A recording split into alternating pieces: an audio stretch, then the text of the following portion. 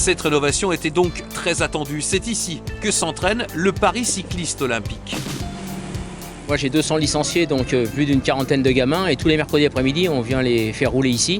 Donc c'est un bon complément et c'est surtout sécurisé. Les premiers tours de roue sur le nouveau polygone devraient être effectués en septembre.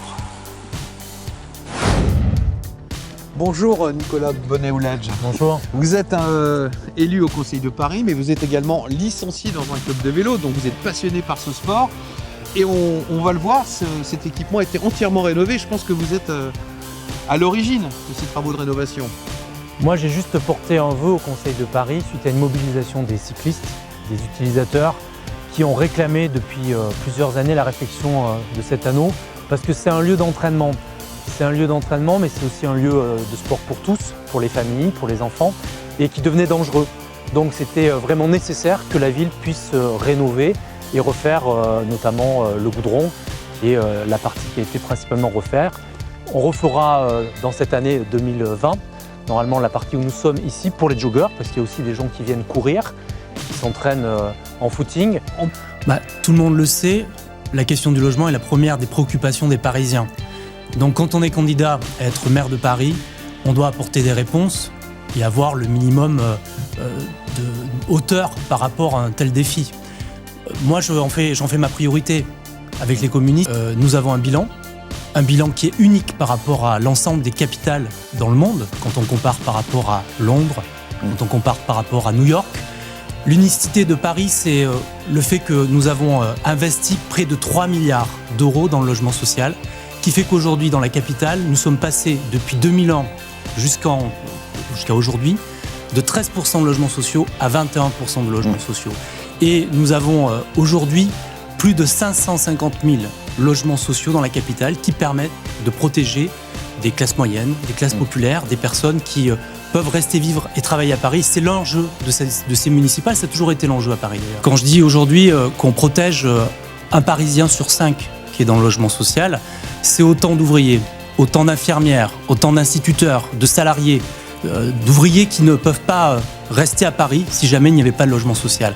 Et moi, je pense qu'il faut continuer. Je parle de la réquisition des logements vides et vacants. Vous avez évoqué 17% aujourd'hui de logements inoccupés, c'est-à-dire à la fois des meublés touristiques, à la fois des logements vacants, mais aussi des bureaux. On compte à peu près 100 000 possibilités de récupérer.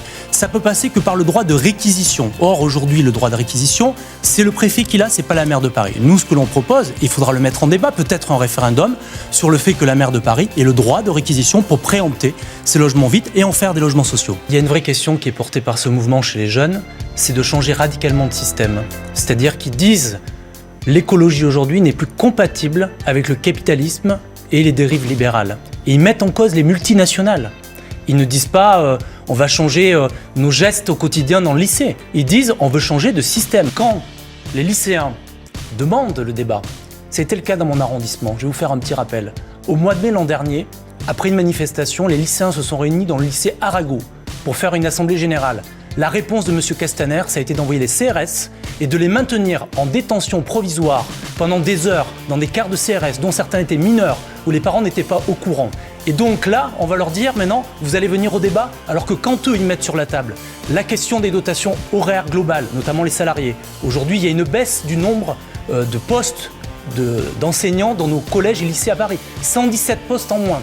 Quand les lycéens mettent en débat la question de Parcoursup, mettent en débat la question de la réforme des lycées, quand les étudiants mettent en débat la question des frais d'inscription des étrangers qui augmentent, qui est multiplié par 10, eh bien là, il n'y a personne, ou les CRS. Et là, maintenant, on va leur demander de faire un débat et de venir pendant leurs heures de cours faire un débat. C'est scandaleux, ça dépasse la démocratie. Il s'agit de la question des artisans qui sont actuellement dans le tunnel Baron-le-Roi, sous une forme de baux précaires, convention d'occupation.